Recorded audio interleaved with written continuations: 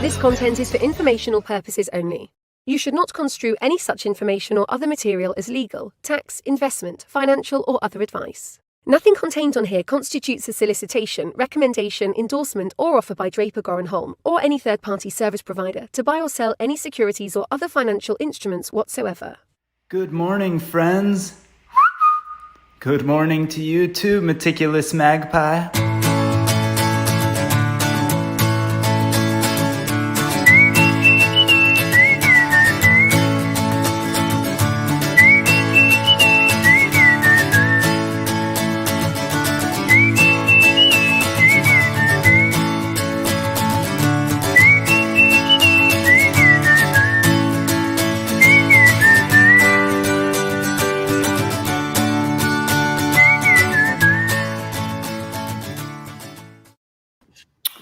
Boom! We are live. Welcome to Blockchain Booze number 106. I thought it was supposed to be 105. We weren't in 200 yet already? I think we're at 106. That's what it says on the top, so I'm going to trust that Matt and Zoran know better than me because I'm not a good counter. So guys, this one's going to be fun. I played the silly... my meticulous magpie was singing on that one because today we're talking about the metaverse. And I'm actually, before we even start, before I always forget, thank you to Blockchain Radio for syndicating this and sharing this with everyone. And thank you, of course, to Lunar Crush for streaming this. And before we even start, though, David wins the contest for looking like his ape. Thank you. Like that's pretty great. You got the ape. Show us your ape, a close up on the shirt. So this is a nice little shirt that I made. I like that you made the background like a green screen or something, right? Oh, yeah, I know, right? And it doesn't show up very well on camera. I love that. It's pretty cool, actually. It looks pretty awesome. So that's David's ape, which was featured on Boring Stone magazine, of course, and that's pretty awesome. One of my favorite magazines. Yeah. So, and also, everyone in the community knows David as the guy I ask all the metaverse questions to. So it's exciting to have you on, but also exciting just because you are the community member that has logged the most minutes in the system by far. You basically kick everyone's butt. And Jude, Yoda, welcome back to Blockchain and Booze. How you doing? All good. Like I said, I get all the taxes, so I will put it on quiet. So it's kind of, like I say, my birthday, so everybody kind of... Happy birthday! Happy birthday! I wasn't sure you wanted to say it publicly, so I didn't say it right off the bat. So, happy birthday, Jude. So, dude. Well, first off, it's just too much stuff to celebrate. There's just good times all around. Happy birthday! All the people in the community are going nuts, saying happy birthday and cheering on David for being number one. So.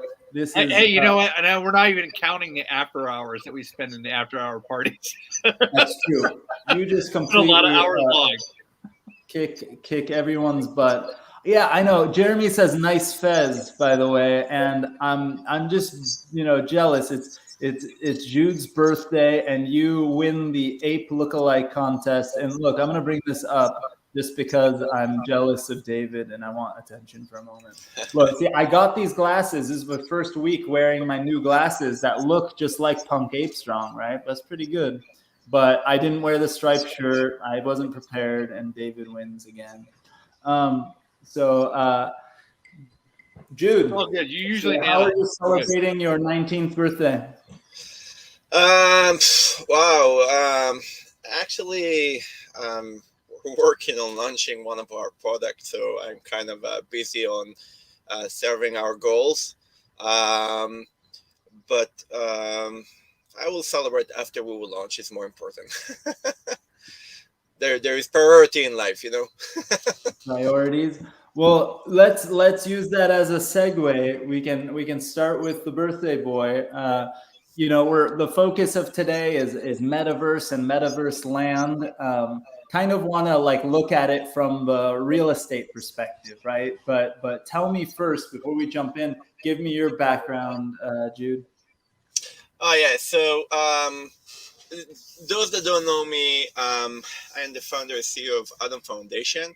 Adam Foundation basically focusing on one thing and one thing only, which is creating projects that solving liquidity issues on the blockchain. We see that liquidity as the most important piece of the entire ecosystem. It's like internet without the speed. It's like a blockchain without liquidity. And as today, there is no really sufficient ways for liquidity everywhere, right? Real estate don't have liquidity, insurance don't have liquidity, NFT don't have liquidity, virtual real estate do not have liquidity, even some cryptocurrency do not have liquidity. So this is our goals, to focus on that. I'm in the blockchain so for many years, like right from the get-go. We're building a lot of stuff, but we don't do B2C. Everything that we're doing designed to B2B as a license free to allow other people to pick up and make money and have their own white label. And I have a feeling that this year is going to be so freaking amazing. I mean, we're building so amazing first of the kind stuff that I think they're going to explode like hell. I think, just talking, of course, you guys, Adam Foundation and Jointer and everything, right? Like building tools for this new world. And even before I jump into David, introducing yourself, because it's not just our community hanging out. There's also all the people on Lunar Crush and everything that watch this. So I want David to also introduce himself, but like just on the sort of how bullish and exciting, for lack of a better term, it is right now. Like we talked about this earlier. Actually, before we dive into all the things I think are bullish about metaverse real estate right now, David, introduce yourself and tell us what you're working on. I'm actually just a hardcore degen over the last 2 or 3 years. Way too many NFTs. I think I was counting all my wallets, and I think I have over 1,000 NFTs. 300, I think, in OVR. Obviously, a Bored Ape is doing my price collection. I had 15 sandbox properties at one point. Flipped 2 of them last year. I've owned a couple crypto voxel properties. Flipped one of those last year. I own some sandbox properties. I own some Somnium Space properties. I have a good overall ownership in the space of the metaverse. I came from a construction and real estate background from a long time ago, and basically have, it was interested in the whole blockchain aspect because of the fact of title in real estate in general. And basically at the time was in 2020, I think I was looking at buying a foreclosure, and I was trying to find out some title information. They're like, yeah, it's going to take 2 or 3 weeks. At the same time, I was playing around with this game called Decentraland and going, man, look at, I can like see the whole history of how this property's been bought and sold. And then I'm like, this makes sense for like title on chain, so that way you can see everything that's happened with the property over time. And I'm like, this is really cool. I need to dive into this. And I'm like, the best way to experience it is to buy something and get involvement and play with it. And so started playing heavily. And then we ran into the world of DeFi. Actually got into DeFi a little bit more because I had a guy who was in Discord with me, and he was asking me, what did I think about Decentraland? We started talking about Decentraland, and he was looking at Mana as a speculative investment and whether or not he should buy Mana. This is back when Mana was 4 cents. And we were talking about the tokenomics of it and got into that. And we ended up talking through the rest of that year in 2020 about various projects. And, if you were in 2020, you've seen where we've gone from 2020 to now in DeFi. And it's just exploded way beyond, I think, more than what most people would imagine, between the airdrops and just what's been experienced. And then seeing these spaces grow, something where you could go buy a piece of property in Sandbox that might cost you 0.1 or 0.2 ETH back in the day, that now is going for 2 ETH. Yeah. It's definitely grown. Then with Facebook changing their name to Meta, it's been an awesome experience just to be in this whole space. Well, yeah, that's part of the like bullishness I was going to talk about meta versus real estate, right? Like one like random data point, right, is I was talking to one of those like top tier law firms, right? I was talking about Security Token Summit. Shit, I should, by the way, a bunch of people are watching from Lunar Crush Live and from LinkedIn. Jump into meet.blockchainbooze.io if you're on YouTube or any of those other places on LinkedIn, and you can actually hang with the community. And when we're done, you can even turn on your camera and spend some time with the community. But you could ask questions live in the QA, all that. But one of these bullish things that happened to me, like last week, I was, talking about selling sponsorships or something. Like I was on a call with a friend of mine that I've known for like almost 10 years now, that's in the security token regulated space, securities and all that. And we're talking about security tokens. And I brought up one of the most epic calls, I think, John from Lunar Crush made back in the day. I think it might have been on Blockchain and Booze, or maybe it was on a private meeting. It's pretty much all the same to me. I talk to all you guys all the time, and I'm like, it's all these things blend into each other. But John said to me like 6 months ago, he called it way before any of this stuff happened. He said, Bored apes are Facebook's biggest threat.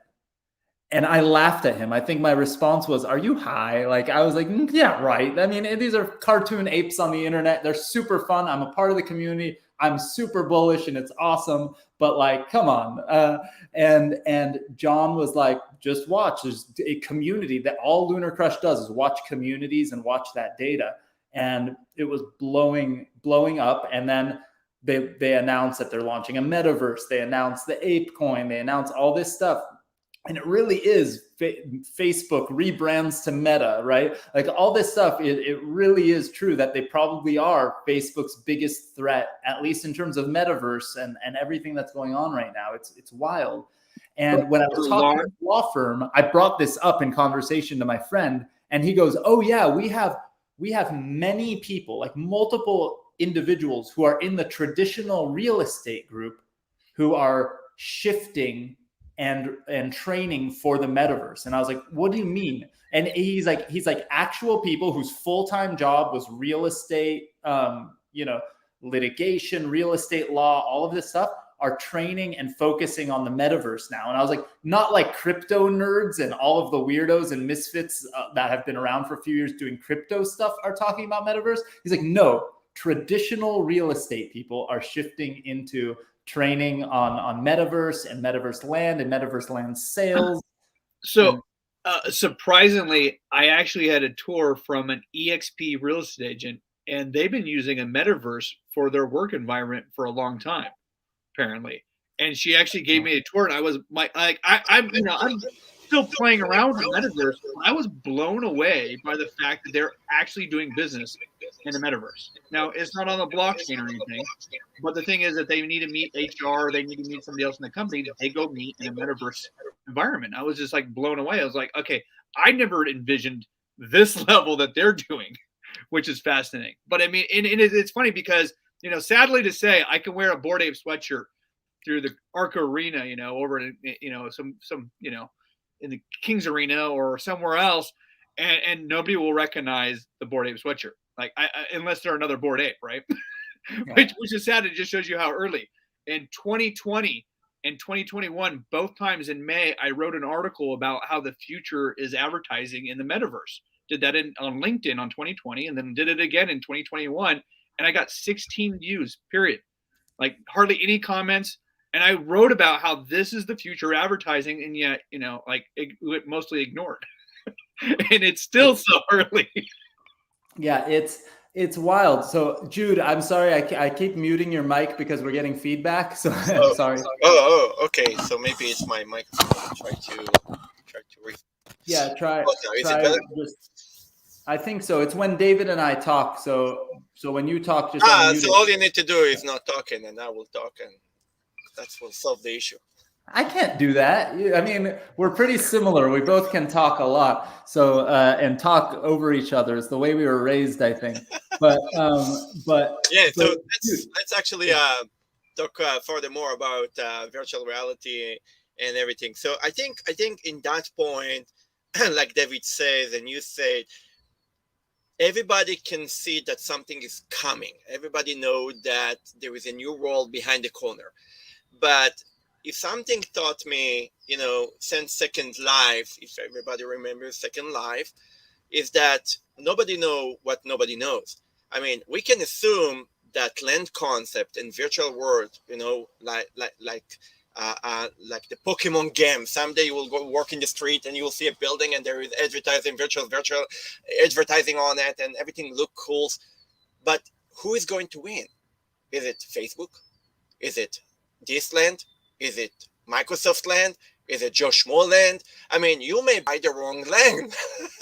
Now, not only that you bought the wrong land in the wrong platform, I mean, even today, think about it. When you're buying a land, what do you do with it? I mean, think about it. It's like buying a real land, right? If you don't developing on it, it's a land. Land is a land, right? So in order to make money of that, either you're holding it for long term, because basically that's the only thing that you can do with it, or you're developing on it, which you need skills, which you need after you're building on it, you need the ability to put some money into the table, like marketing, advertising, whatever. So it's like a job. It's not passive investment, right? So it's either you're active or you're buying into, I don't know, a casino card, and you're hoping that your card will be turned up to be the right one. But what will happen, and assume that you bought the right land, right? Let's assume. What will happen with all those that didn't bought in different platforms the right land? Do you understand how much money people are going to lose? Do you understand what will happen when suddenly some leader in this industry will shift the direction, like metaverse, like Facebook changed the name, only the name, look what happened. So imagine yourself that some player will choose Sandbox over Schmebbox. Do you understand what will happen? I mean, everything go down when somebody else go up. Yoda, that's why I diversified. So yeah, but let's talk about that, David, right? Let's talk about diversification, okay? What if I can show you, and I agree that when you spread and pray on startup, 98% of them die, and then you hope that the other two will make it and cover the losses, right? I understand this methodology, but what if there is a better way? What if there's a better way that you don't need to spread and pray? What if that you only need to spread and enjoy, but you don't need to pray at all? You don't need to be in position of losing money, right? What you're talking about is like the difference where you said spray and pray, like in startups. That's the difference between being an individual investor that maybe doesn't have sophistication and investing in a fund. So I want to show you example. I will want to show my screen just to share with you. But hold on, you can click on share on there, and I can bring the screen up. So it's not yet live. We will bring it very soon. But since I love Alon, so I all the time let Alon to enjoy from the first thing ever to see before everybody else. So Jointer originally been created in 2017 as decentralized REIT for real estate, commercial real estate. And we pivot that right recently, and we're working on something new, which I want to explain in what that new about it. So imagine to yourself, David, or Alon, that you have the ability to buy a land, any kind of land, by the way. But if you cannot sell it forward, imagine to yourself that you can get your principal back, right? In other words, there is upside potential, but there is no downside available, right? There is no the risk of the downside. And I will explain how it works, right? So let's assume for a second that I'm the seller and I have a land. And let's say, David, you are the buyer, right? So let's say I'm coming to this platform and I'm basically listing my land, right, for sale. And imagine to yourself that I decided that I'm offering, let's say, 100% downside protection for 1 year, 360. Can we like pause for 1 sec? Sorry, I'm trying to figure out how to make the layouts a little different. But pause with what do you mean? I will explain. Okay. So every seller that coming to this website and is list his land can decide what kind of downside protection you want to offer. You can decide 100%, 90%, 0%. You can decide 1 year, 2 years, 1 day, 0 days. It's up to him, right? So let's assume for our example that I offering my land for sale for 100% downside protection for a 1 year long. And I will explain in a second why should I do that, okay? So what that means for you, Alon and David, that means that you potentially can buy this land and then you can resell it, right? And then when you're selling it, imagine to yourself that you can try to sell it for a higher price. But if for some reason, unsuccessfully, not on your fault even, something happened, you have the chance to return the land to the smart contract and instantly get your money back, right? 100% same currency that you invest with, if it's a ETH or USDT, whatever you invest, you can get your money back, right? So from your perspective, you don't have a downside, you have only an upside. Now, why the heck I will do that? Why me as a seller will go cuckoo and offering 1% downside protection for 1 year long? And the answer is because I get paid to do that. And what I mean by that is that when you're investing your money to buy my land, let's say my land costs $10,000, right? Or $1,000. So when you put your money to buy my land, I don't engage as a seller with your money yet. Your money go to work on decentralized protocol like Air Finance, Venus, Anchor, depending on the network that it will be on, and it's generating an APY from staking, right, in decentralized protocol. And what that means is that if you will sell my land forward to somebody else, that will be considered a success. If you will return that land to the contract, that will be considered cancellation. So I don't care if you cancel or execute, I either get my land back or either get the proceeds from the land, right? But either way, I get the APY from So letting you live pause. Wait, or let's pause for enjoying one from my second. land during that time. Hold on. I just want to understand. So I put my land on, for example, let's say I'm thinking about selling my land. So instead of selling my land, I would list it on this site. Other people would buy it essentially. But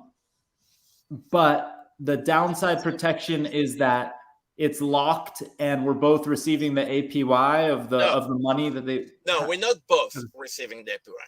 Only the seller receiving the APY. The buyer enjoy from free downside protection.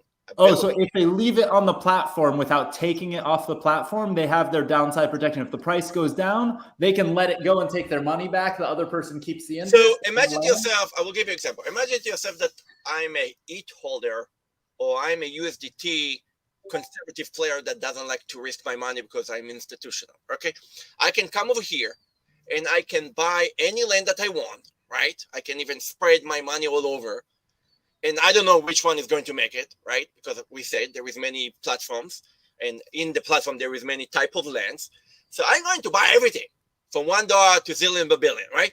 And then I'm going to try to sell them forward for fixed price or auction price, whatever. And I'm going to offer maybe also downside protection for the buyer, but I will offer less than the terms that I got. So if somebody give me 365 days, I may offer 364. Because if somebody will not buy it, I want the ability, to have the chance to return it back to the contract and get my money back. So in other words, why the heck do I need to hold USDT or ETH or BNB or Terra on my wallet when I actually can put it to work? And if I can flip those land forward, I make more ETH to my wallet. And if not, I get my original ETH. There is no even tax trigger because there was no transaction. It's been canceled, right? Now, as a seller, if I have, let's say I'm David, and David already mentioned that he have tons of everything, right? If he will put his tons of everything on OpenSea for sale, I guarantee that not everything goes sold, right? There is kind of conversion rate, 5%, 10%, 20%. Not everybody is selling everything all the time, right? There is a percentage, right? But if David will pull his collection here, he may have maybe better conversion rate, maybe the same conversion, it doesn't matter. What is matter is that if he have 100 land, he can make APY as people try to flip his land. And even if none of them will flip it, or 5% just will flip it, and everybody else will return the land back to David, he will enjoy from 100% APY from putting his land to work, which is better than just buying a land and hoping for the world to do the job for you. It's a new way of taking the land, right? Now, if you're thinking about that, right? If I have land, why the heck I will want to go to different platform and just put it for sale if I cannot generate money as it's spending? Here I'm generating money whether it's been sold or whether it's been potentially sold. Does that make sense? Yeah, I think this goes along a like sort of the current trend of, being able to take your land and different things you might own in the NFT and DeFi space and stake them in Yeah, we different have the ways same to earn. platform of the NFT that will come along with the same concept. Well, so I have a question though. So who has control of it and who's able to use that land while it's in the contract? Because for me, that's the biggest thing is if I'm holding land, I want to be able to use it. All right. So if you buying the land with the downside protection and you move it forward or you execute the order and you want to take the land out of the contract for your own use, right? Then that will be considered a final sale. But if you just want to buy it and flip it over, you don't have a risk as you try to do so, right? Now, I will take it furthermore to something more excited because I know this excited, but I want to blow the roof out of our head, which is more exciting, right? I want to introduce something that I'm not, and Alon, you know me. I'm not. I know. It's just you like. Well, wait. Let's go back real quick. Real quick. So I list my land up there. I put it up for sale. You come through there and you buy my land on your platform. Can you then relist it for more? Oh yeah, I can buy your land, put $1,000, $10,000, as much as you liked, put the money in the smart contract, and then immediately relist it for auction or fixed price. Okay, so you do have to put the money in the smart contract. You do have to put the money in the full amount. Yeah, put the money in the smart contract, so I can have the right to relist your land. Now it belongs to me. Okay, I was thinking what would be really cool is if you pay a fractional amount, as long as you keep paying the interest, it's like running an option call, and then I can relist the property and make the difference on the spread. So the thing is that I can take your land, deposit money as much as you wanted to sell it for, and then I can go and try to sell it for double price even. Yeah. And if I succeed, I actually, complete the sale, double my money, and if I didn't succeed, I return by one click, I return the land to the contract, get my original money, same current investment, but you keep the APY as a seller during the time that I play with the NFT. Yeah. Right?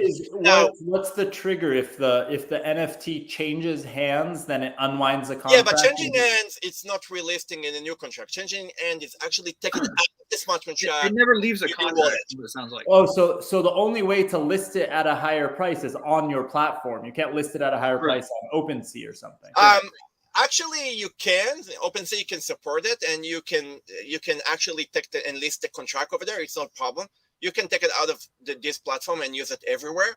But if you take the NFT or the land out of the contract, if you take it out of the contract, think of the contract like a shell, right? It's like a wrapper. Okay, so it's a wrapper then. Like a wrap, like a vehicle. It's like you listing wrap BTC, right? If you take the BTC and dismiss the wrap, it's different token, right?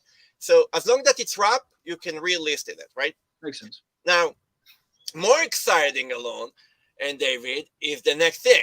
So usually when we basically building stuff, we say to everybody, listen, there is no such kind of a thing risk-free, right? There is no such kind of a thing risk-free in the world. Everything comes with some risk, more or less depend. Now, here, for the first time, I may allow myself to say the word risk-free in some component because I'm really excited at how it's been created in a way that there is no really risk. So I want to show you something that's called DVC, right? It's something new that has been created before. It's decentralized version. I'll try to bring it. Okay, it's back on the screen. And then let's move to different topics, but I want to see this really quick. So what? Okay. So the DVC, right? The decentralized venture capital, right? And I will show you here just a quick show how it's going to look like.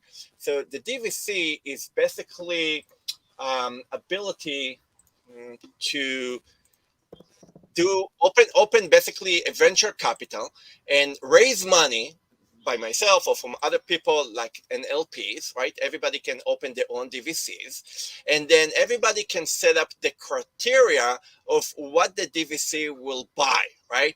Or what the DVC will, I will show you here how it's going to look like. So when you open a DVC, right? This is how it's going to look like. So we open a DVC, you can basically decide what your carry will be, how many members can invest, how much money or maximum minimum they can invest. And then you can set up the criteria. What is it that the DVC is going to buy? Is it going to buy, for example, tokens that they are lent with minimum amount up to maximum amount that been listed before, never been listed before, something that have a royalty program in it, it's not specific collection or not. And then the moment that he bought it, he automatically can decide the criteria. So he can say, the moment I buy it, I relist it under auction with at least soft cap of 10% above or 30% above or any kind of criteria. So what I'm trying to say here is that imagine to yourself that you can build a virtual, decentralized venture capital, and you can deploy money into it, zillion by billion, it doesn't matter. And imagine to yourself that this decentralized venture capital go and invest basically in any land out there based on the criteria that they have, right? Any land that come aboard, they buy it and then they relist it. So what that means is that they will relist it. They will try to flip the money, right? Flip the land. If successfully happen, the DVC get more money and everybody as the LP get their share. If it didn't happen, automatically the smart contract return it and get the money back. Jude, so if David creates one of these or I create one of these, Jim has a good question. Is there a carry? Like, for example, does the person who creates it get a piece of the profits? Yeah, so the manager, the GP can decide whatever he wants. He can say, hey, listen, I have special criteria. I want to take a carry by X amount or by percentage. And he can decide how much carry he want. If he want to limit the number for 100 users or zillion billion, he can decide how many backers he can have. He can say no more than $1,000 per person or unlimited. And he can decide what criteria. He can say, I'm selling immediately with 100% downside protection under an auction, but if it's not hitting at least 10% cap or 50% soft cap ROI, I'm returning the land back to the seller, right? So basically, we're talking about here that for the first time ever, conservative institutional, and obviously conservative people can pull money together into decentralized venture capital, DVCs, or open one by themselves, and basically use that proceed to buy any land, or in the different platform, NFT and NFT, and basically try to flip it. Now think about it, David, if you have 100 different lands, and you want to try to flip them, sell them for higher price, and you know here that there is money waiting, right? Let's say there is $1 billion waiting here just to buy any land that come aboard, and you know that if you cannot sell them, you enjoy from APY. Basically, why the heck do you want to keep your land on your wallet or in other platform? You can put it to work. Who's buying the property? So is it the treasury that's buying the property? Yeah, so the DVC, the decentralized venture capital, basically buying the property, right? So people are investing into this fund, and that fund is going out there. Yeah, it's decentralized venture capital. So people can pull money together as an LP. Let's say me and you put $1,000 into an LP, me, you, and Alon, right? So there is $3,000 in the DVC, and let's say our DVC buying only land that belong to decentralized. Let's say that's the criteria, and only land that below $1,000, and only land that been flipped less than once, right? Okay. So whatever the criteria is. And let's say our DVC selling it under auction with at least 50% soft cap. So this is our DVC. If other backer want to join their money in, they can grow the DVC, right? And so is there a token directly tied to your position in the pool overall? Yeah, if I put money in DVC A or DVC B, I will have LP from DVC A, DVC B, and I can come anytime and basically redeem my investment, right, from the DVC. I don't need to wait for due date. It's not syndication that buying and well, how will they do that without liquidating assets? So basically, when you have a DVC and you call to your money, the first available money that will be available is basically will come to the first people that want to redeem. So you're right. If I have $1,000 that I want to redeem, and right now everything already been tied up, so the first available $1,000 that will be available as liquidity will come to me because I'm first in line. So first come, first served. But what you need to remember, David, that it's not regular venture capital investment firm that said to you, let's hope that those startups will make it so we can give you back your money and some outcome. Here, there is no risk because we can build a DVC that say do not buy any land that do not give 100% downside protection because there is a risk, right? And do not hold the land forever. If somebody offers us 365 days, try to sell it during the next, let's say, 364 and if you couldn't make it, return it back, right? So we can get the money back. So there is no really downside here. It's only an upside for the first. I think it's like a chicken, and the only issue, I guess, is a chicken and egg problem. You're going to have to demonstrate that there's enough going on this platform to justify the DVC stuff. It's exciting. So let's do you have, it looks like so far right off, well, I guess, do you have a potential launch date for this? So basically what we're going to do right now, we are kind of wrapping during April. We will wrap everything. Obviously all the land in the world and all the NFTs in the world will be automatically displayed on those platforms. So even your land and NFT alone will be there. And then the coolest thing is that, let's say, David, let's say you have lands and people will make an offer to your land. Theoretically, you will get from us an email, not an email. Email, it's not the right explanation, not an email. You will get an NFT token that say you got an offer right to your wallet, right? And then once you will come over here, you may see that someone already stuck money. Let's say somebody bought your land for $100,000 and you already stuck his money, and you have an APY collected already here waiting for you to accept the offer to take the APY. So you may come over here and see that you have money on the table, right? So I have an important question. Through April to finalize that. And then after April, we will bring it to life as a beta, right? We will not do fundraising, not to the NFT and not for the jointer platform. We will do something new that is not a security and it's not fundraising. It's basically people invest in new tools that we created, which we'll introduce as well. But there will be opportunity for people in a very legal way. We'll not discuss that today. But there will be no fundraising as a pre-sale or stuff like that, like traditional projects. Well, and Yoda, so everybody can create one of these potentially, right? These funds? Everybody can list the tokens and get APY from the token, and everybody can create DVC and become a decentralized capital. Okay, and so they would probably whitelist people to do this. So basically, you'd have a portfolio manager who would put together a whitelist, put together. You can open a DVC, and you can say to your DVC, do not buy token, not just by criteria, but you can specific smart contract and say only buy from this collection, right? So you can limit what type of buying. So I have an important question. So if a treasury goes out and buys all these properties, does that treasury have the ability to utilize those properties and build on them?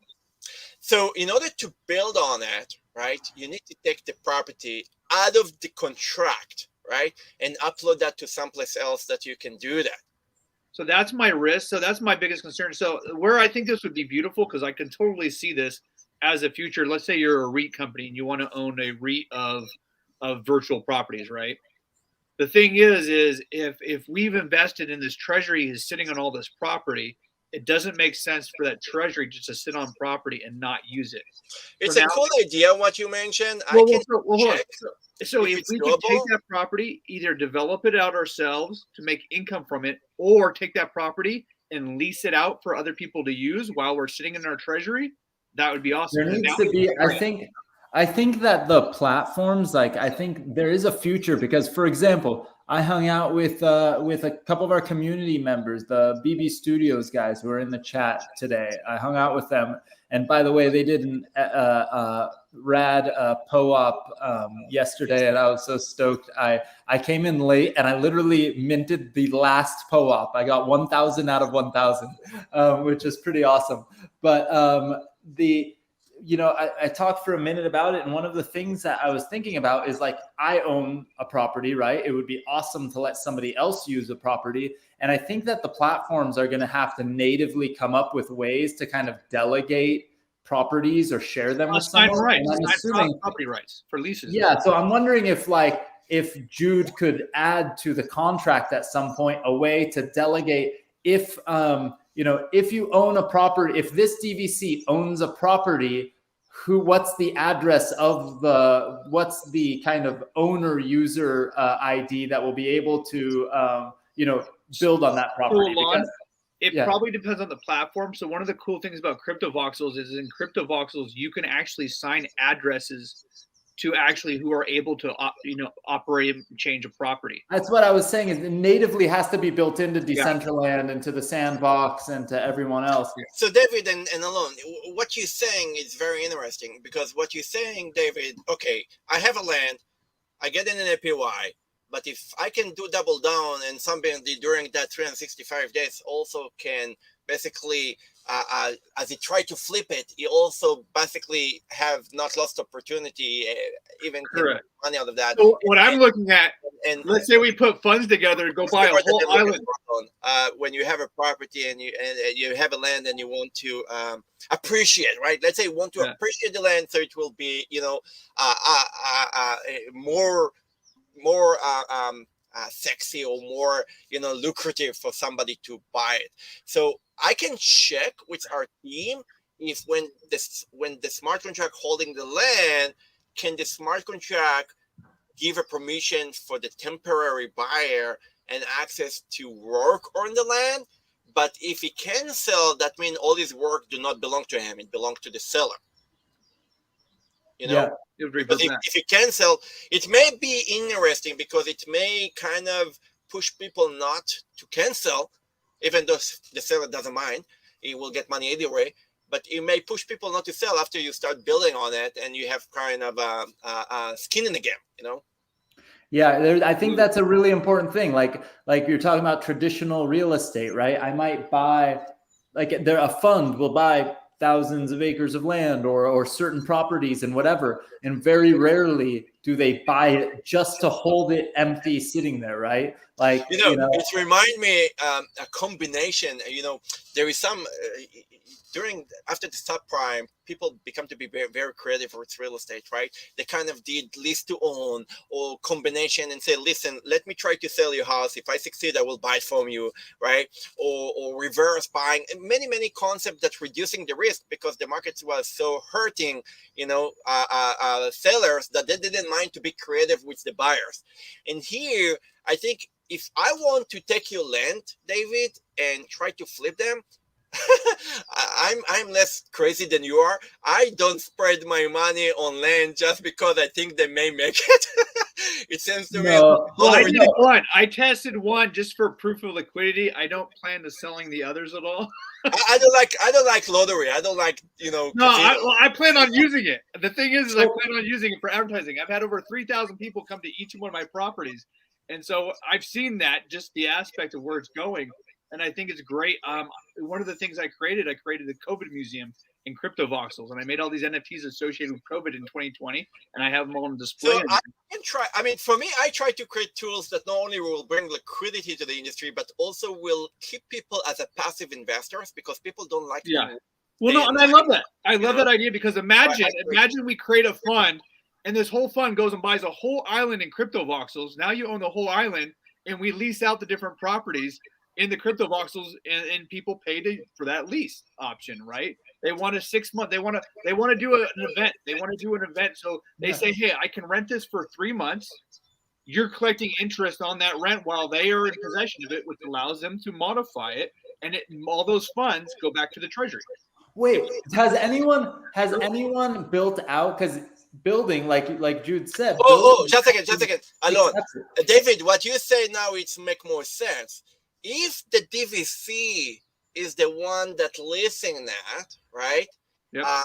Then that makes sense because you own the land. But the seller and the owner do not yet. The seller give up theoretically the land. It's temporary give up. The buyer temporarily bought it. So nobody really own it. But if the smart contract kind of can do that, I can check that out. I will check it out. It's interesting. What about David? Has anyone done this? And this is actually what you're just saying is awesome, because that just reminds me of like a shopping mall or a complex, right? Like every space is leased out, but the reason why you go there is because it's busy, there's traffic, whatever. That's why a certain store will buy in a certain. Think of the Halloween stores.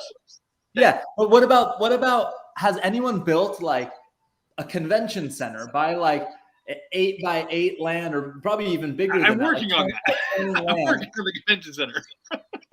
So build a convention center and then lease it out for like 3 days at a time to host conferences and events and concerts for different groups. It's an epic idea, right? Because I don't know if anyone's really done that yet. Well, that's what I want to do eventually. I have a 3x3 in Sandbox, and I'm building a convention center over there. Or an amphitheater. Build an amphitheater for concerts, right? Like I see it. I've had artists go. There's artists out there. They want to place and demo their art, and like they want to do an art show. Well, why can't they just rent your spot for a weekend, do their art show, and then they're done? Very interesting. Very interesting. I will definitely take a look on that. It will be kind of double down how to make money from all angles. I look forward to this space. It's fascinating. I love it. I love it. I mean, the way that we're creating stuff, like I told you, Adam Foundation, we focus in on liquidity. It's the most important part for us. And we're building stuff that the first of its kind. I cannot say that everything that we will build will make it because it's new and never been tested before. But if one of them will make it will make it big time because it's so disrupting, the way that people do stuff. So if it really fits the needs, it can bloom like hell. Well, I would look forward to it. I got people who reach out to me and say, "Hey, can you help me buy property?"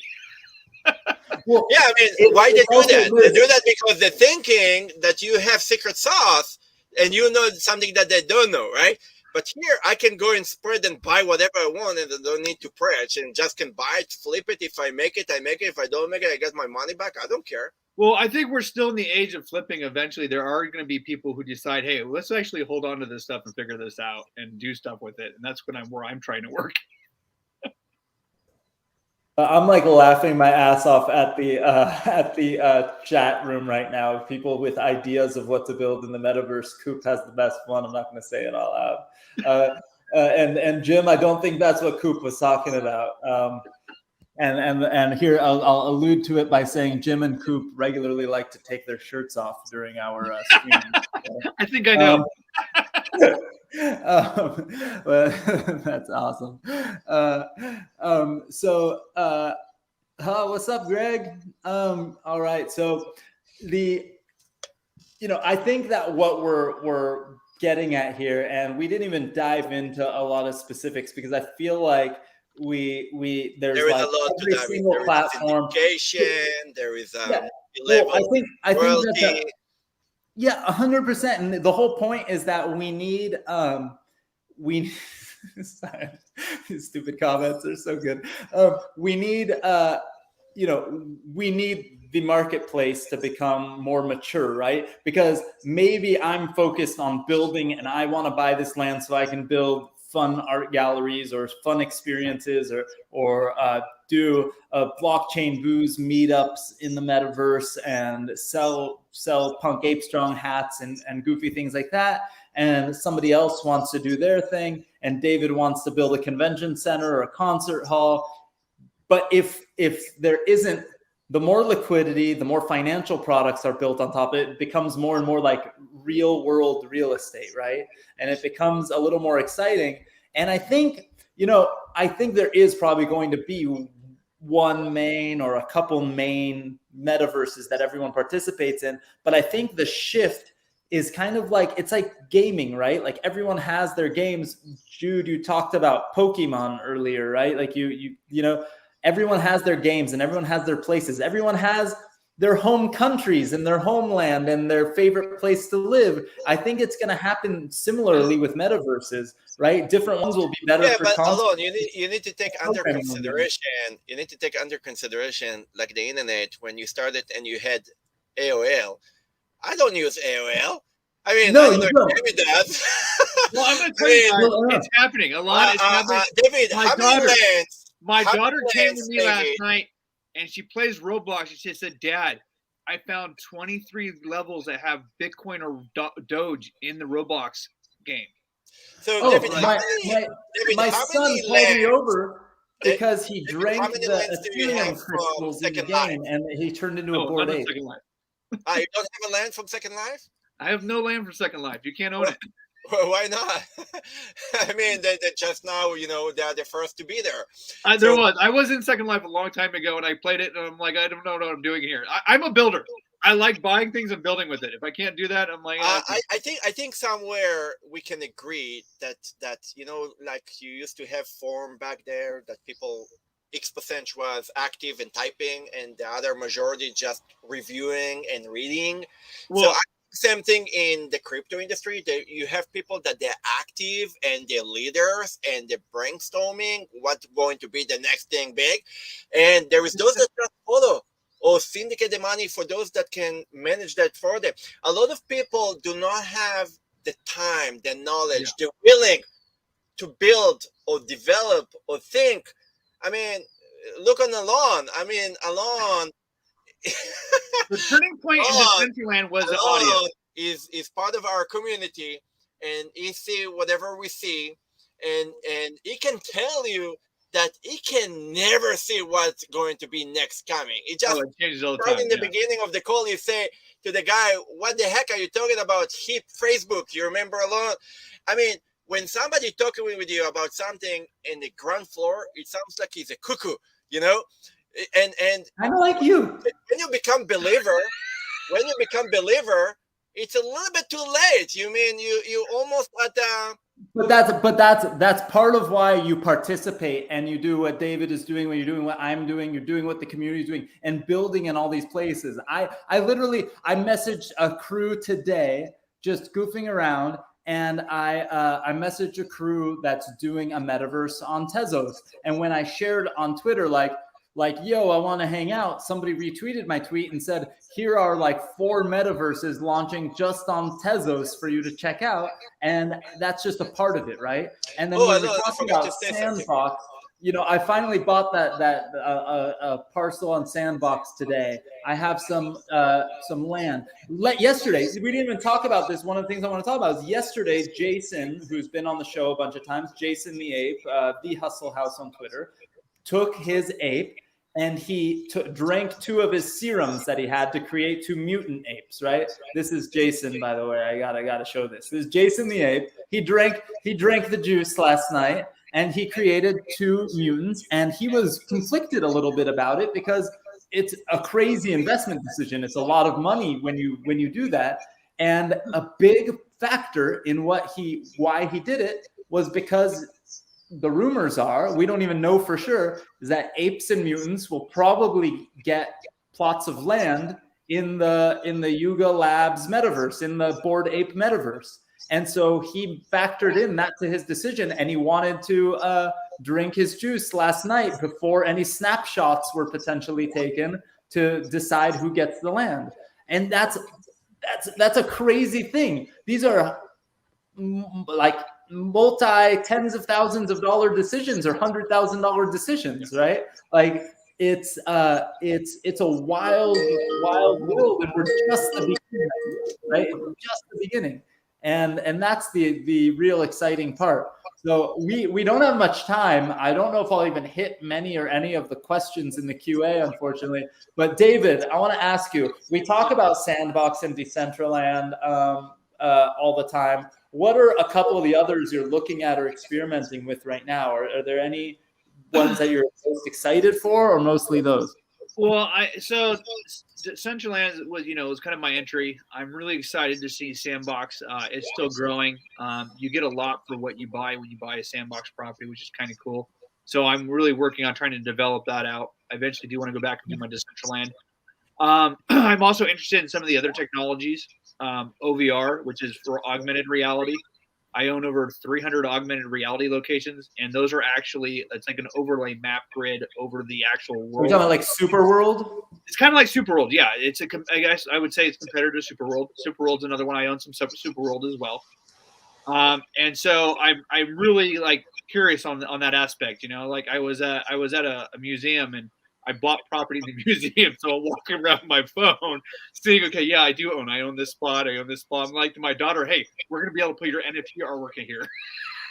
That's awesome.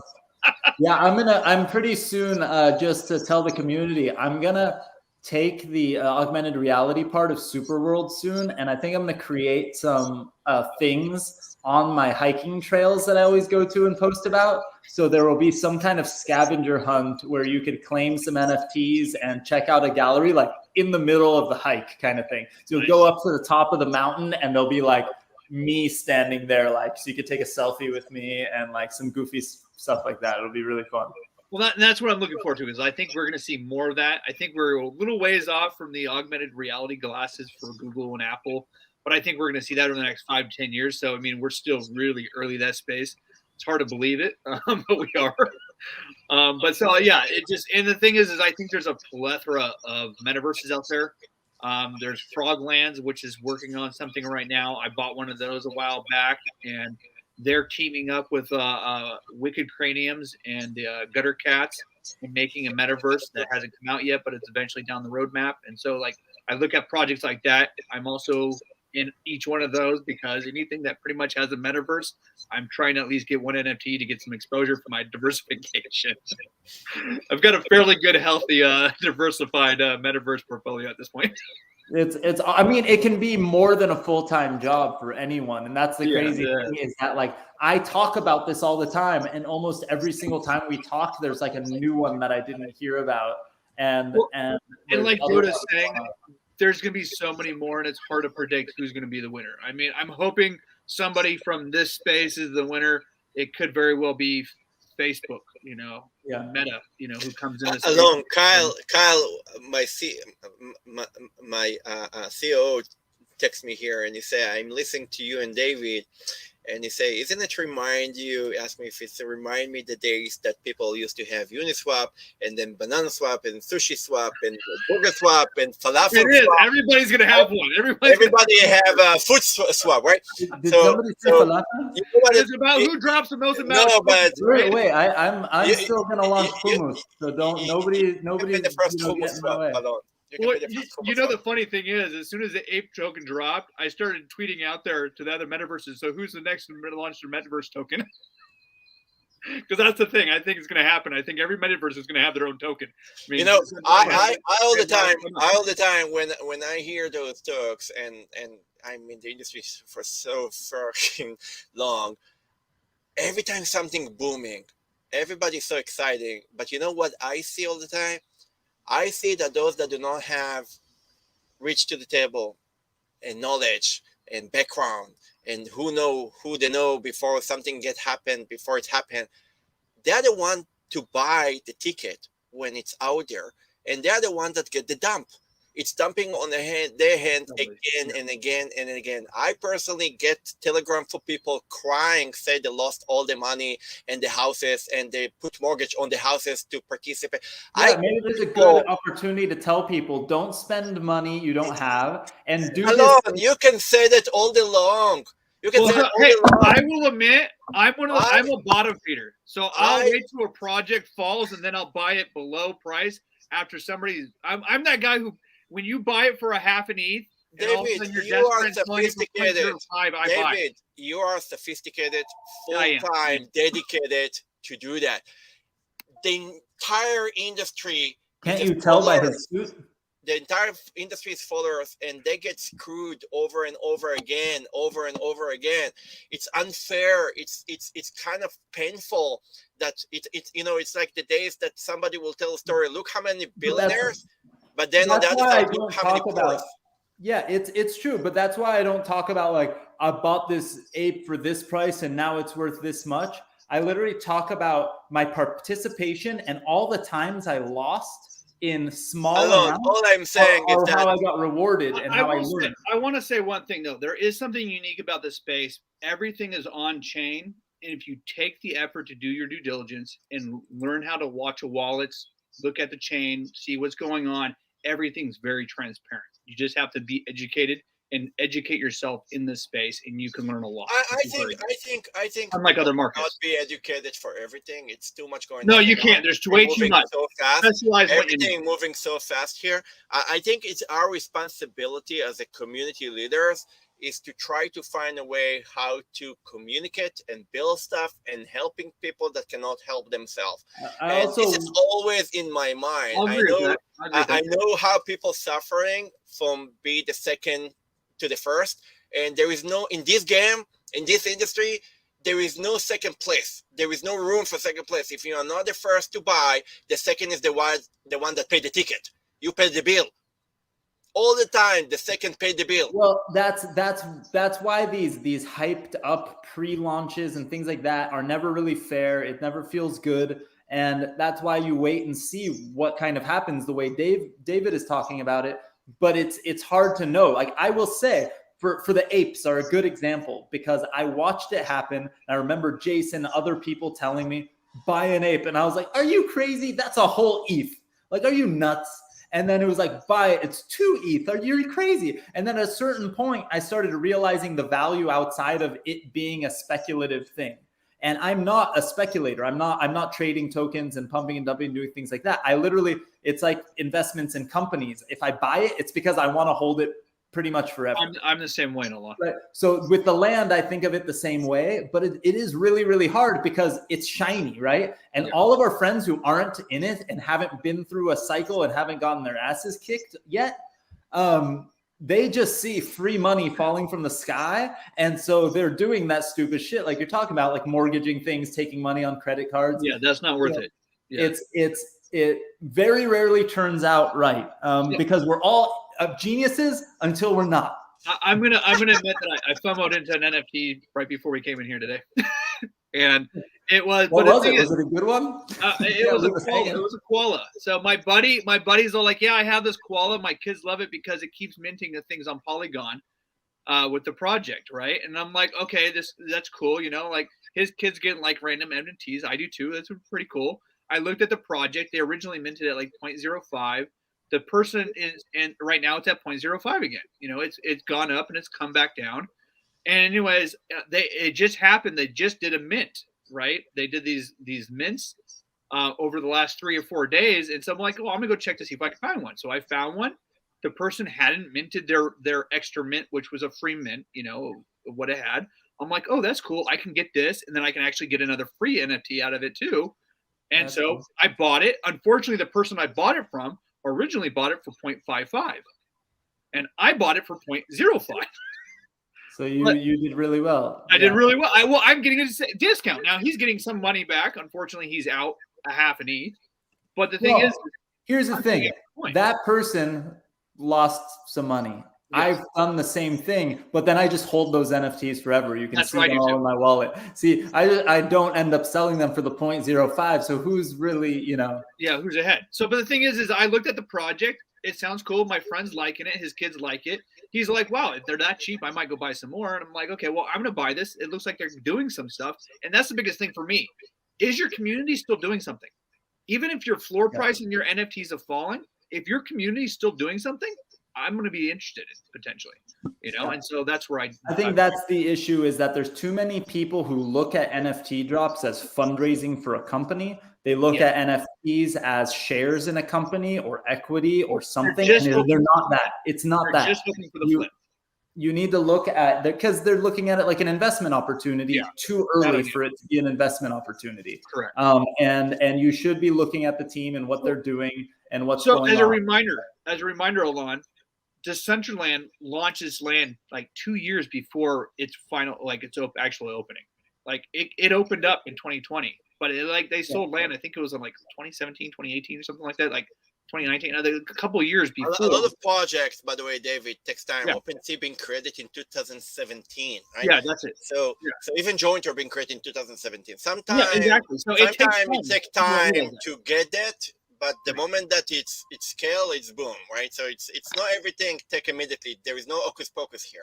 Yeah, it's going to be amazing to see where this whole space is in 2 years from now. 100%. We need to devote a lot more time to this, but we're basically 5 minutes over time already. So I want everyone to just give a plug to where we can follow you. And I think we need to continue the conversation. And I think it's very, very clear that it's insanely early, and this is one of the most fun experiments ever.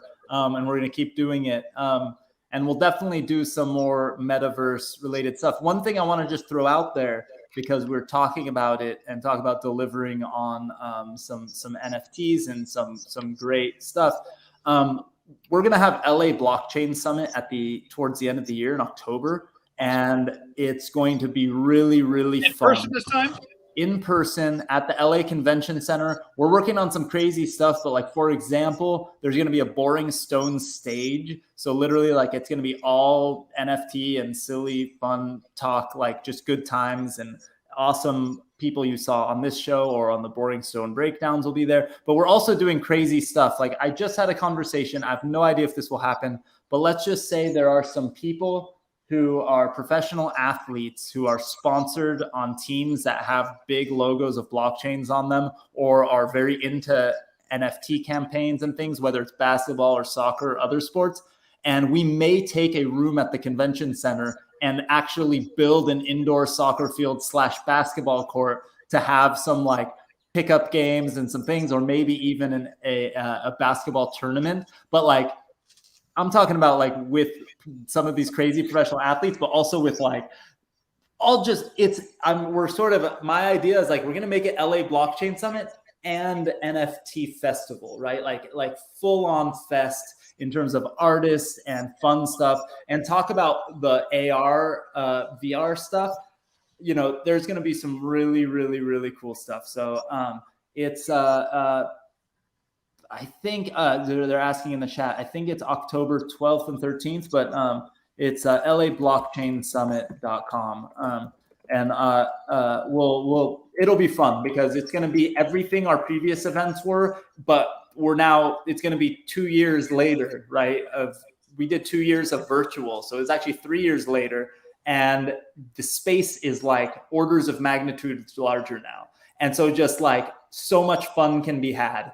And it's going to be, separate from the real discussions and things we're going to learn. We're just going to have a fun time, and I can't wait. There, Jeremy posted 10th, October 12th to the 13th, but we'll have a whole LA Blockchain Week.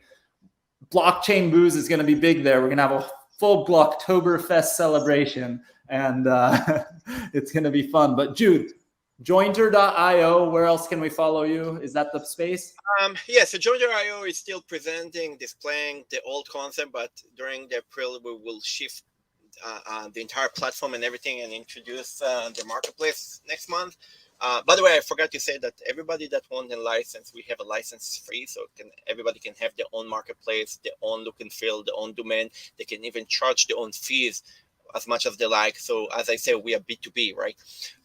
So everything is really, really open for everybody.